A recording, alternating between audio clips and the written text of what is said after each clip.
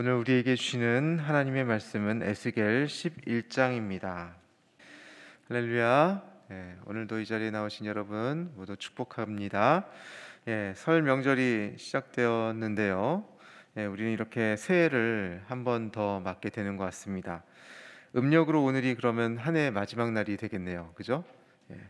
2021년 새해를 맞이하며 혹시 아직 우리가 버려야 할 것을 버리지 못한 것이 있다면 다 내려놓고 설을 맞이함과 함께 하나님께 충만하신 은혜를 구할 수 있으면 좋겠습니다. 오늘도 하나님의 은혜가 우리 모두에게 함께 하시기를 축원합니다.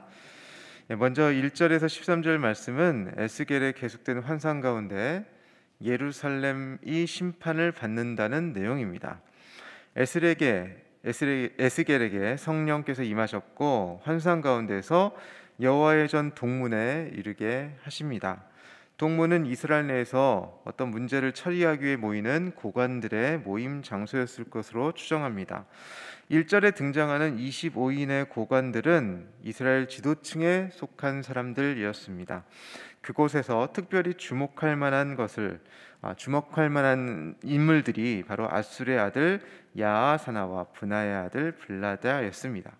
하나님은 2절에서 그들을 가리켜서 불의를 품고 성중에서 악한 꾀를 꾸미는 자라고 하셨습니다.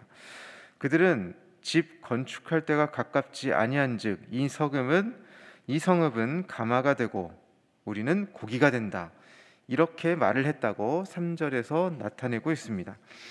하나님께서 예레미야 선지자를 통해서 바벨론 포로들에게 하나님의 정하신 때까지 거할 수 있도록 집을 짓고 밭을 개간하도록 했던 말을 이들은 자신들의 마음대로 뜻대로 왜곡하였습니다. 이들은 지금 집을 건축할 때 곧 하나님의 심판의 때가 아니라 평안의 때임을 말하고 있습니다. 또한 이들은 이 성읍이 가마가 되고 우리는 고기가 된다라고 얘기했는데요. 이것은 예레미야 선지자가 그 예언 가운데서 끓는 가마의 비유로 유다의 멸망을 예언했던 것을 비틀어서 얘기하는 것입니다. 예루살렘 백성들이 끓는 가마 속에 고기의 신세가 될 것이라고 예레미야 선지자는 예언하였는데, 이들은 튼튼한 가마 속에 안전하게 둔 고기처럼 자신들이 난공불락의 요새 예루살렘의 성벽 안에서 안전할 것이다, 이렇게 생각했던 것이죠. 그래서 하나님께서는 선지자의 말씀을 통해서 드러나는 하나님의 뜻을 무시하고 자기 멋대로 행하고 예언하고 또 그렇게 말하는 그런 사람들에게 그 사람들을 쳐서 예언하고 또 예언하라고 4절에서 말씀하십니다. 하나님의 예언의 말씀은 이들의 심판을 예고하고 있는 것입니다. 5절에서 에스겔 선지자는 하나님의 영에 이끌려 말씀을 전합니다. 여호와 하나님께서 이스라엘 백성들의 마음에서 일어나는 것을 다 안다, 이렇게 하셨습니다. 과연 그렇다면 하나님께서 아시는 것은 과연 무엇이었을까요? 우리 6절 말씀 함께 읽어보겠습니다. 시작. 너희가 이 성읍에서 많이 죽여 그 거리를 시체로 채웠도다. 하나님께서는 이스라엘 백성이 성읍에서 많이 죽여 그 거리를 시체로 채웠다라고 말씀하십니다. 하나님이 보시기에 예루살렘 성읍은 시체로 가득한 성읍이었습니다. 예루살렘 백성들의 마음은 미움과 시기와 질투로 가득했고 자신의 힘과 권력을 이용해서 불법을 자행하고 약자를 괴롭히고 착취하여 불의를 행했던 것입니다. 이를 통해 수많은 가난한 사람들이 절망과 도탄에 빠졌고 또 실제로 권력자들에 의해서 자기들의 소유를 빼앗겼으며 또 억울하게 죽어간 사람들이 많이 있었다는 것이죠. 하나님께서는 7절에서 그렇게 예루살렘을 가마로 말씀하시고 그 예루살렘 안에서 학대와 압제를 통해 희생된 사람들을 고기로 비유하셨습니다. 이제 그렇게 자신의 힘과 권력으로 약한 자들을 괴롭히며 불법을 자행했던 이들은 고기처럼 안전한 것이 아니라 예루살렘에서 끌려 나오는 신세가 되어서 그들이 가장 두려워하는 칼을 맞게 될 것이다, 이렇게 말씀하시는 것이죠. 그리고 9절과 10절 말씀처럼 하나님께서는 그들을 예루살렘 성읍에서 끌어내어 타국인의 손, 곧 바벨론에 의해 이스라엘 변경에서 심판을 받게 될 것임을 분명하게 선포하고 계십니다. 그리고 이것은 우리가 알다시피 현실이 되어서 유다는 바벨론군에 멸망을 하였습니다. 그리고 유다의 시드기야 왕과 유다의 지도자들은 이와 같이 처형되었음을 우리는 열왕기 하나 또 예레미야 말씀을 통해서 알 수 있습니다.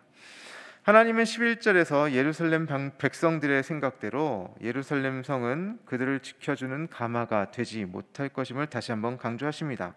그들을 기다리는 것은 이스라엘 변경에서의 심판이었습니다. 12절에서 하나님은 예루살렘 백성들의 죄목을 말씀하시는데요. 그들의 죄목은 하나님의 율법을 행하지 않고 하나님의 뜻을 따르지 않은 것이었습니다. 대신 그들은 이방인의 규례대로 행했고 하나님이 금지하신 이방의 우상을 숭배하였다는 것입니다. 에스겔 선지자가 환상 중에서 예언할 때 그는 1절에서 본 고관 중 하나인 블랴다가 죽임을 당하는 것을 보게 됩니다. 블랴다는 예루살렘의 악한 지배층을 상징하고 그들이 심판받을 것임을 보여주는 것입니다. 이를 본 에스겔은 하나님께 중보 기도를 하게 됩니다. 오라 주 여호와여, 이스라엘의 남은 자를 다 멸절하고자 하시나이까. 그리고 나서 장면이 바뀌어 14절부터 21절까지는 하나님께서 여러 나라로 흩어진 그 하나님께서 흩으신 이스라엘의 남은 자들로부터 회복을 약속하시는 장면이 나옵니다. 하나님께서는 에스겔에게 환상 중에 말씀하십니다. 15절을 우리 함께 읽어보도록 하겠습니다. 인자야, 예루살렘 주민이 내 형제 곧 내 형제와 친척과 온 이스라엘 족속을 향하여 이르기를 너희는 여호와에게서 멀리 떠나라. 이 땅은 우리에게 주어 기업이 되게 하신 것이니라 하였나니. 예루살렘에 남아있는 사람들은 먼저 바벨론 등과 같은 곳으로 사로잡혀간 사람들을 업신여기고 조롱하였습니다. 그것을 하나님께서 들으신 것이죠. 그들은 바벨론의 포로로 사로잡혀간 사람들은 저주를 받았다라고 생각했고요. 자신들은 의로워서 남아있다라고 생각했습니다. 그래서 15절에서 그들은 스스로 이렇게 말하였습니다. 너희 포로로 사로잡혀간 자들은 여호와에게서 멀리 떠나라. 이 땅 예루살렘은 우리에게 주어 기업이 되게 하신 것이다. 하나님께서 우리에게 기업으로 주셨다는 것이죠. 하나님께서는 사로잡혀간 형제들을 업신여기고 교만하게 행하는 예루살렘 주민들을 향해 경고하셨습니다. 그래서 하나님은 에스겔 선지자를 통해서 하나님의 뜻을 전하도록 하십니다. 16절을 같이 읽어보겠습니다. 그런즉 너는 말하기를 주 여호와의 말씀에 내가 비록 그들을 멀리 이방인 가운데로 쫓아내어 흩었으나 그들이 도달한 나라들에서 내가 잠깐 그들에게 성소가 되리라 하셨다 하고. 아멘. 16절에서 하나님은 이방인 가운데로 포로로 사로잡혀 가도록 하여 여러 나라에 흩으신 것은 하나님이 친히 행하신 것임을 말씀하시면서 그들이 있는 자리에서 내가 잠깐 그들에게 성소가 되리라 이렇게 말씀하십니다. 예루살렘 사람들은 하나님께서 자신들과 함께 하신다고 생각하고 있으나 하나님께서는 오히려 이방인 가운데 사로잡혀 있는 사람들에게 찾아가셔서 스스로 성소가 되시겠다 말씀하시는 것이죠. 눈에 보이는 성전이 아니라 하나님께서 친히 성소가 되신다는 이 말씀이 바벨론의 포로로 끌려간 그 백성들에게 얼마나 큰 위로가 되었겠습니까? 여러분, 교회에 나와 예배를 드리실 수 있는 분도 있지만 코로나 시국 때문에 여러 가지 상황 때문에 그렇지 못한 분들도 많이 있을 줄로 압니다. 하나님께서는 코로나로 인하여 우리를 흩으셨습니다. 하나님께서는 친히 그러나 성소가 되십니다. 임시적인 방편이겠지만 하나님께서는 잠깐 우리에게 온라인상으로도 함께 하십니다. 교회에서 예배를 드리는 사람만 거룩하게 예배 드리는 것이 아닙니다. 팬데믹 시대에 직장의 상황 때문에, 안전 때문에, 방역 때문에 어쩔 수 없이 우리는 그렇게 온라인으로 예배 드릴 수 있습니다. 그 가운데 하나님은 친히 임하셔서 성소가 되어주신다고 말씀하시는 것이죠. 하나님은 이러한 특별한 상황 가운데 예배당뿐 아니라 예배당 바깥에서, 그리고 심지어 온라인상에서도 친히 성소가 되십니다. 문제는 우리입니다. 우리가 어디에서나 하나님을 바라볼 수 있어야 하는 것입니다. 그 어디에 있든 너희들은 왜 거기서 예배드리니? 왜 똑바로 드리지 않니? 라고 정죄해서는 안 되는 것이죠. 하나님께서는 우리에게 임재하시고 주권적으로 우리에게 말씀하시며 우리를 고치시고 우리를 일으켜 세우실 수 있는 분이심을 함께 고백할 수 있어야 하겠습니다. 이제 17절부터 20절까지 한 절씩 교독하겠습니다. 제가 먼저 읽겠습니다. 너는 또 말하기를 주 여호와의 말씀에 내가 너희를 만민 가운데서 모으며 너희를 흩은 여러 나라 가운데서 모아내고 이스라엘 땅을 너희에게 주리라 하셨다 하라.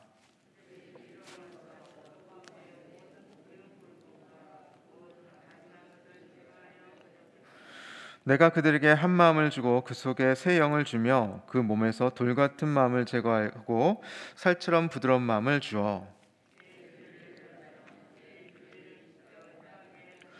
그들은 내 백성이 되고 나는 그들의 하나님이 되리라. 아멘. 하나님께서는 흩어진 이스라엘 백성들에게 회복을 약속하십니다. 17절에서 하나님께서는 여러 나라에 흩어진 남은 자들을 모을 것이다 말씀하십니다. 그리고 다시 언약의 땅인 이스라엘 땅을 회복시켜 주겠다 말씀하시죠. 그리고 18절에서는 이렇게 남은 자들은 이스라엘 땅으로 돌아와 모든 우상들과 우상 숭배를 위한 모든 것들을 제거하여 버릴 것이다 말씀하십니다. 하나님의 백성들이 그 땅을 개혁할 것임을 말씀하고 계시는 것이죠. 19절에서 하나님께서는 이들에게 한 마음을 주고 새 영을 부어 주시겠다고 말씀합니다. 이것은 한 마음, 곧 일치된 마음입니다. 한국교회가 이 땅에서 다시 사랑을 받는 종교가 되려면 하나님께서 19절, 20절 말씀하신 것처럼 우리를 다스려 주셔야 될 줄을 믿습니다. 우리는 서로 다양한 모습을 가지고 살아갑니다. 하나님은 우리의 다양한 모습을 통해서 일하십니다. 하나님의 사람들은 서로 다름을 틀림으로 여기지 않고 예수님과 같은 넓은 마음으로 포용하시기를 원합니다. 그 서로 다름의 모습을 존중하면서도 하나님께서 주신 한 마음으로 나아가려고 노력해야 하는 것입니다. 생각해 보십시오. 우리가 교회에서 모였을 때, 무슨 일을 어떻게 감당할 때 자잘한 일로 성도들 간에 서로 시험 들게 한 일이 얼마나 많이 있었습니까? 교회 밖 예수님을 믿지 않는 사람들을 우리가 서슴없이 무시했던 적이 얼마나 많이 있습니까? 이 모든 것이 우리 사회 안에서 교회에 상처받고 떠난 사람들로부터 교회가 욕을 먹게 되고, 또 교회를 이기적인 집단으로, 교만적이고 독선적이며 배타적인 집단으로 그들이 오해하고 느끼게 되었다는 것이죠. 세상 사람들이 코로나 바이러스의 진원지를 교회 탓으로 여기고 이렇게 하는 것들이 단순히 그들의 오해에서 비롯되거나 또 언론 탓이다라고 치부해서는 안 될 것입니다. 우리가 그들에게 제대로 그들을 섬기지 못했던 것입니다. 우리가 그리스도의 사랑으로 세상을 품지 못하고 섬기지 못해서 우리가 그렇게 그런 소리를 듣게 되는 것이죠.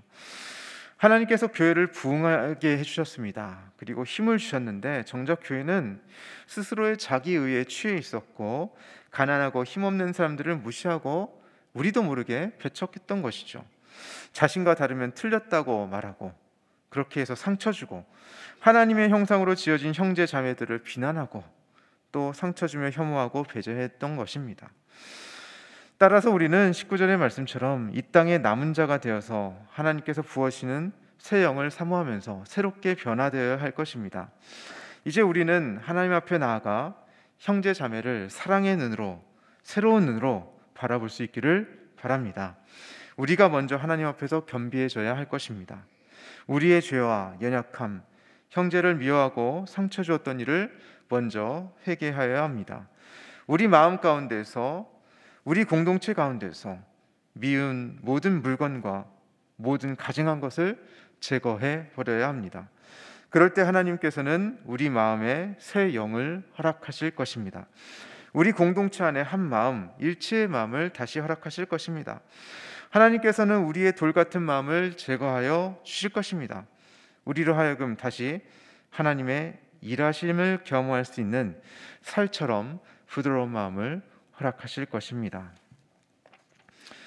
하나님께서는 여러 이방의 나라로부터 모은 남은 자들이 하나님의 율법을 지켜 행하는 자들이 될 것이라고 말씀하십니다. 그럴 때 그들은 하나님의 백성이 되고 하나님은 그들의 하나님이 되신다고 친히 말씀하십니다.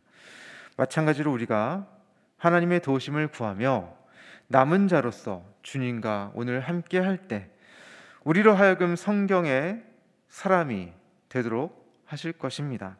말씀을 사모하게 하시고 예수님을 본받게 하실 것입니다. 우리로 하여금 그리스도를 따르는 제자가 되게 하실 것입니다. 이제 22절에서 25절까지의 말씀은 여호와의 영광이 예루살렘을 떠나는 장면을 보여주고 있습니다. 에스겔은 환상 속에서 여호와의 영광이 예루살렘을 떠나는 것을 보게 됩니다. 그룹들이 날개를 들고 하나님의 보좌가 올라가고 또 하나님의 성읍 예루살렘으로부터 올라가 동쪽 산으로 떠나갑니다. 그리고 나서 에스겔 선지자의 환상이 끝납니다. 그리고 이 환상을 통해 하나님께서 보이신 모든 일을 사로잡힌 백성에게 에스겔은 전하게 되죠. 하나님께서는 이 전화도 없고 또 인터넷으로 연결되지도 않고 또 TV가 있지도 않았던 이 시대에 바벨론에 있던 에스겔에게 예루살렘의 일을 환상으로 보여주셨습니다. 그리고 에스겔 선지자로 하여금 하나님께서 바벨론 땅에 사로잡혀간 백성들에게 함께 하심을 환상으로 보여주시고 선포하게 하셨습니다. 그들이 더 이상 예루살렘 성소에서 예배드리지는 못하지만 하나님이 친히 성소가 되심을 말씀하여 주시고 그들에게 함께하여 주시는 것이죠. 우리는 교회 건물을 성전이라고 많이들 얘기합니다. 그러나 여러분 아시죠? 성경적으로 교회의 원어 에클레시아는 건물이 아니라 하나님께 부름받은 성도들의 모임임을 말입니다. 여기에 모인 우리가 에클레시아, 바로 교회입니다. 하나님께서는 하나님을 찾는 우리에게 친히 임하십니다. 교회된 우리 가운데 하나님이 임하실 때 그곳이 성소가 되는 것입니다. 우리가 영과 진리로 주님을 간절히 찾으며 예배드릴 때 이 예배당이 바로 성소가 됩니다. 우리가 우리의 가정에서 하나님을 간절히 찾으며 하나님의 말씀을 묵상하고 기도할 때 그것이 바로 하나님이 친히 임재하시는 성소가 됩니다. 여러분이 일터에서 하나님께서 맡겨주신 일들을 성실하게 감당하며 세상의 소금과 빛으로 살아갈 때 하나님께서 여러분에게 친히 임하시고 성소가 되는 것입니다. 우리가 하나님의 임재 가운데 일상을 거룩하게 채워갈 때 하나님은 우리를 성소로 사용하시고 역사하십니다. 사랑하는 광양제일의 가족 여러분, 바벨론으로 끌려와 고생하며 힘들게 신앙 지켰던 포로된 백성들에게 하나님께서 친히 성소가 되신다고 하시면서 회복을 약속하십니다. 반면 자신들에 의해 사로잡혀 정신 차리지 못하는 예루살렘의 백성들과 고관들에게는 심판을 말씀하십니다. 우리는 어느 쪽이어야 하겠습니까? 우리가 하나님의 남은 자들로서 코로나 이후에 다시 이 땅의 교회가 교회답게 회복될 수 있도록 준비하며 기도하며 쓰임받기를 바랍니다.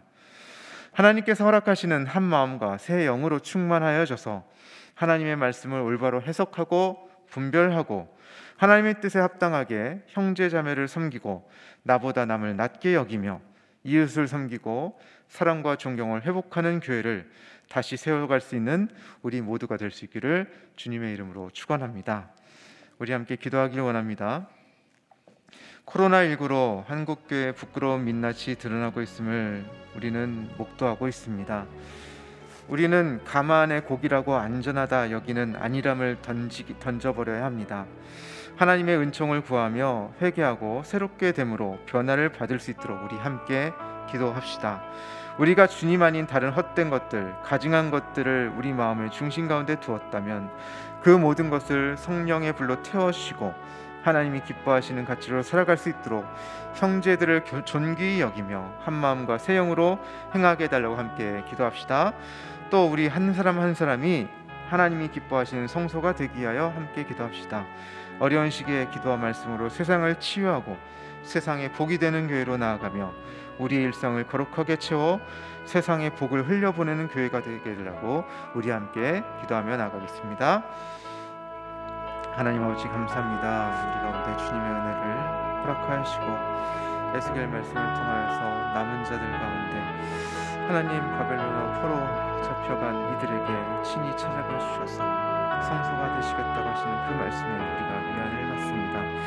하나님, 코로나로 인하여서 한국교회 부끄러운 민낯이 드러나고 있는 이때 우리가 우리 자신을 바라보며 안전하다라고 안일하게 생각하지 않도록 도와주시고 하나님의 은총을 구하며 회개하고 우리의 잘못된 것을 벗어던지며 우리가 섬겼던 우상들을 하나님 다 부셔버리고 하나님의 도우심으로 말미암아 새 영과 새 뜻으로 새 마음으로 나아갈 수 있도록 도와주시옵소서. 하나님, 주님께서 함께하여 주셔서 하나님이 기뻐하시는 가치로 오늘을 살아갈 수 있도록 도와주시고 하나님, 우리가 헛된 것들에 이끌려 살아가는 것이 아니라 하나님 주님의 마음에 이끌려 주님의 뜻대로 행하게 하여 주시고 우리가 있는 그 자리에서 하나님의 임재를 경험하여 살아갈 수 있도록 도와주시옵소서.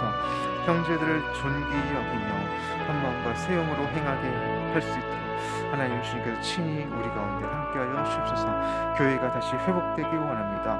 하나님이 원하시는 마음으로, 하나님이 원하시는 방법으로, 하나님이 원하시는 아버지 뜻대로 아버지 이 교회를 회복시켜주시고 한국 교회를 회복시켜주시고 하나님 다시 한번 교회가 사랑받고 복음을, 거룩한 복음을, 하나님의 아름다운 소식을 전할 수 있는 아버지 구원의 방주로 사용하여 주옵소서. 세상 속에 뿌리 내리는 하나님의 아버지 시온의 대로가 되게 하여 주시고 하나님 보이는 마을이 되게 하여 주옵소서. 우리 한 사람 한 사람이 하나님 기뻐하시는 성소가 되기 위하여 아버지 기도합니다. 어려운 시기에도 주님 말씀과 기도로 아버지 우리가 준비되게 하여 주시고 세상을 치유하게 하는 세상에 복이 되는 교회로 나아갈 수 있도록 도와주옵소서. 우리가 일상을 거룩하게 채우게 하여 주시고 아버지 세상에 복을 흘려보내는 그런 교회 되게 하여 주옵소서. 하나님 아버지 감사합니다. 오늘도 우리에게 말씀을 주시고 깨달음을 주셔서 감사를 드립니다. 어렵고 힘든 시기이지만 하나님께서 우리 가운데 친히 임하셔서 성소가 되신다는 약속의 말씀을 붙듭니다. 우리가 혹시라도 알게 모르게 추구했던 헛된 것들, 가증한 것들을 다 버리게 하시고 하나님께서 기뻐하시는 생명의 길, 섬김의 길, 나눔을 실천할 수 있도록 도와주시옵소서. 형제들을 존귀히 여기며 지역사회의 이웃들에게 진실한 사랑과 섬김의 자세로 나아가 사랑이 넘치고 또 사랑받는 교회로 회복되게 하여 주옵소서. 한국교회가 복음의 능력으로 다시 세워지게 하시고 하나님의 복음이 흘러나갈 수 있도록 이 세상에 전파될 수 있도록 우리 교회를 사용하여 주시옵소서. 예수님의 이름으로 간절히 축복하며 기도합니다. 아멘.